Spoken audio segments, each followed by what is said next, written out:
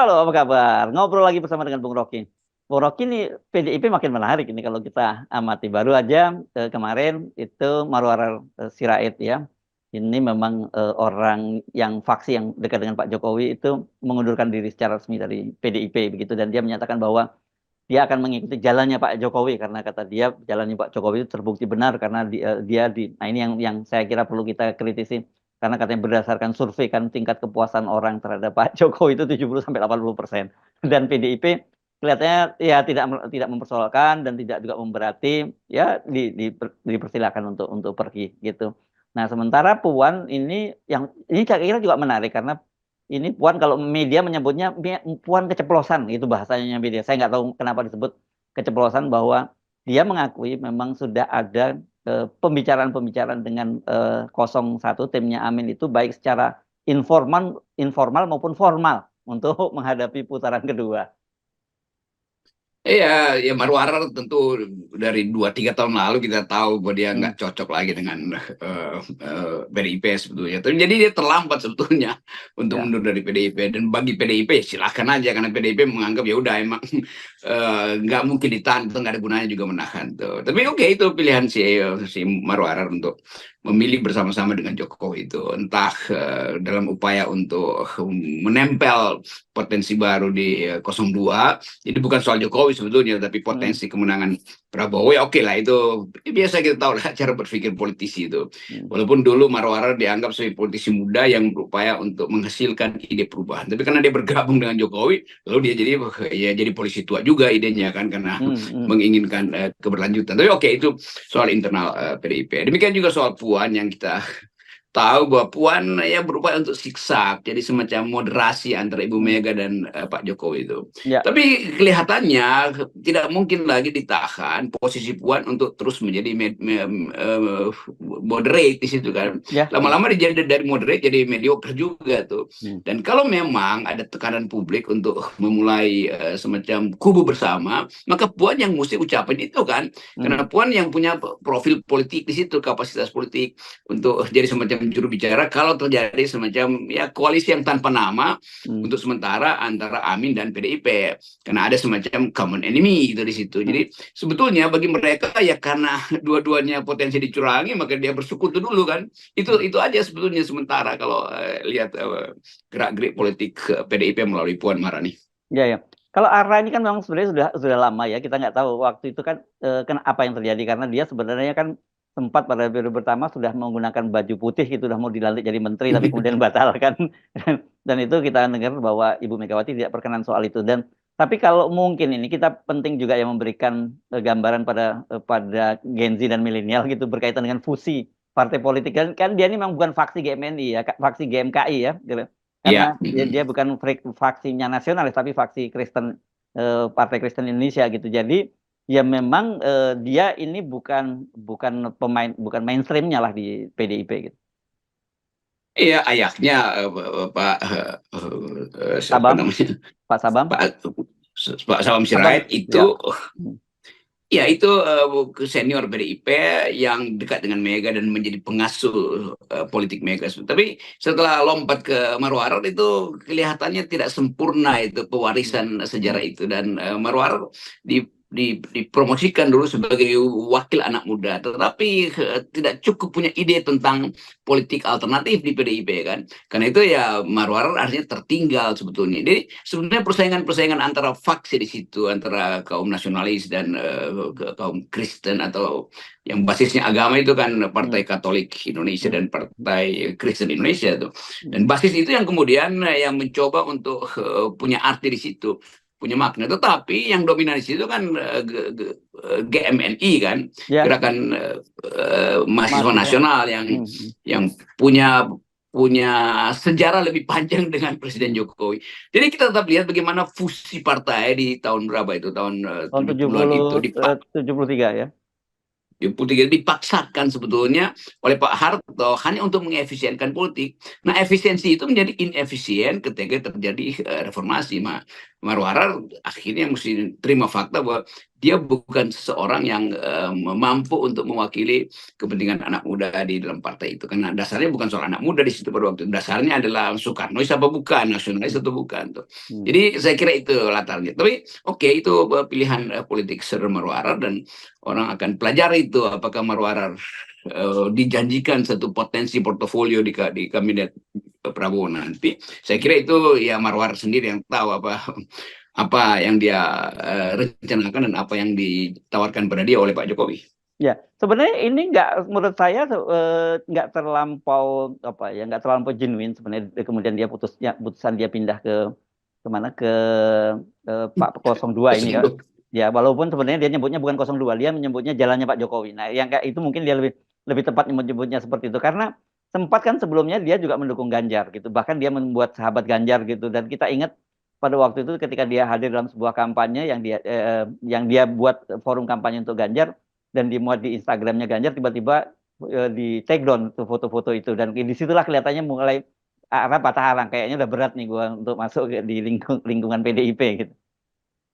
Itu alasannya jalan Pak Jokowi yang mana? Jalan Pak Jokowi, Mm-mm. jalan menuju kehancuran, jalan mempertambah utang, jalan Mm. mengangkat infrastruktur, kan itu soalnya. Tapi sekali lagi itu pilihan dia, dan mungkin PDIP juga merasa lega juga tuh, karena udahlah Mm. pergi aja deh. Jadi Mm. tidak menimbulkan guncangan juga di PDIP, karena Iya pasti ya. momentumnya itu juga kurang bagus itu ketika PDIP kembali jadi oposisi, lalu Marwara pindah pada establishment, kan itu Mm. namanya secara histori itu nggak begitu. PDIP selalu ingin ada dalam suasana beroposisi, tapi ketika kasus hari ini PDIP berseberangan dengan Jokowi, justru Marwar pindah pada Jokowi, maka PDIP merasa oke, lega juga dia ada di situ tuh. Mm. Jadi tetap mundurnya Marwar yang mungkin diprediksikan akan menimbulkan kehebohan di PDIP nggak akan terjadi Nggak tuh, ada ya. karena dia mundur untuk pindah pada establishment yang lain, kan itu dasarnya. Lain kalau Ya, Marwar mundur lalu bergabung dengan oposisi misalnya, itu bisa menimbulkan semacam dukungan baru pada saudara Marwara. Tapi ini nggak akan ada dukungan.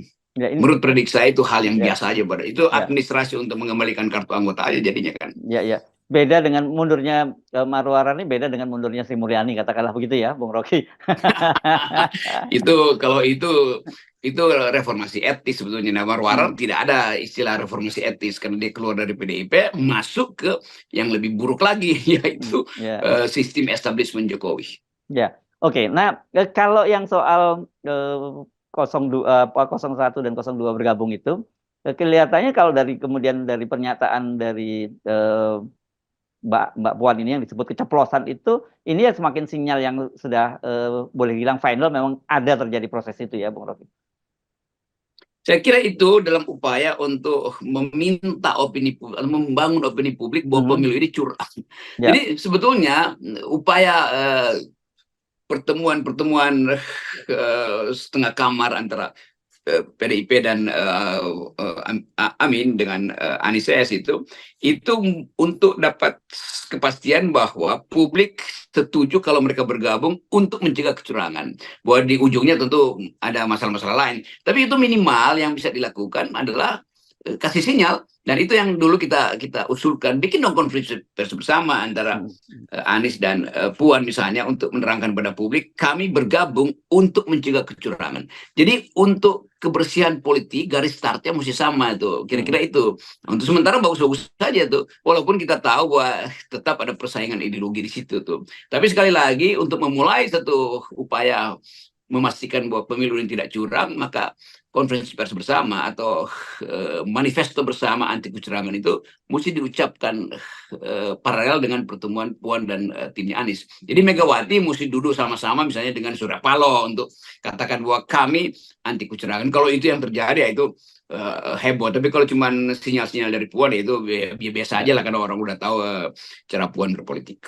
ya. Tapi kenapa nggak sekalian dia merangkul elemen-elemen di luar partai politik? Karena kan sebenarnya mereka sekarang ini punya satu kepentingan yang sama, Bung Rocky. Kalau soal kecurangan itu, meskipun sebenarnya targetnya beda-beda, tapi mereka kelihatannya kan sampai satu pemahaman bahwa ya memang pemilu akan curang, dan mereka sudah menginginkan dimakzulkan. Dan sebenarnya partai-partai politik ini yang tergabung dalam tim Amin maupun dengan tim Ganjar dan Mahfud kan punya kartu yang bisa ditawarkan kepada para civil society ini yang nggak dipunyai itu oleh civil society, ya ini pemakzulan itu.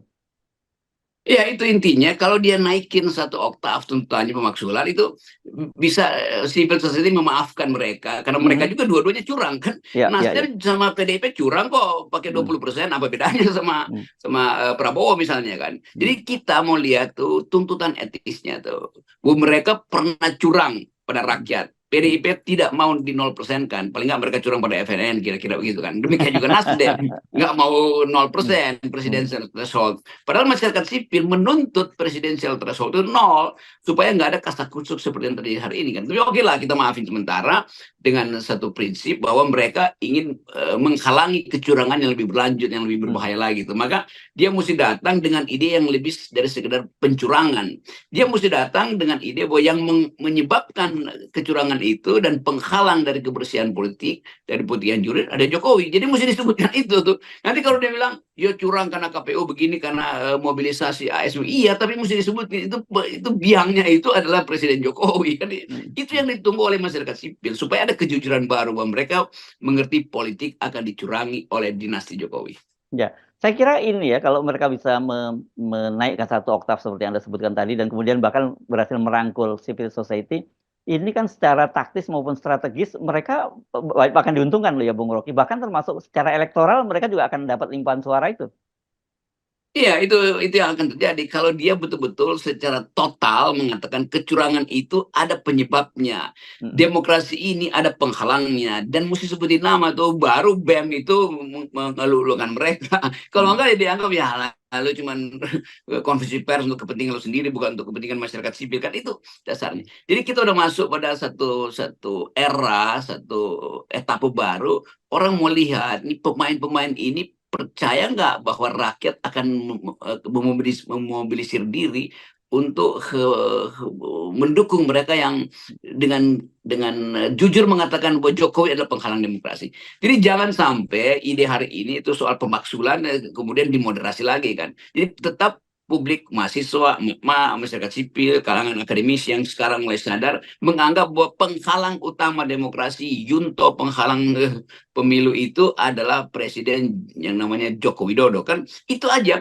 Jadi itu yang top of mind-nya begitu kan. Di atas pikiran publik Jokowi cuman itu kan. Lama-lama orang anggap juga ya Gibran udah nggak penting lagi lah. Yang penting Jokowi itu.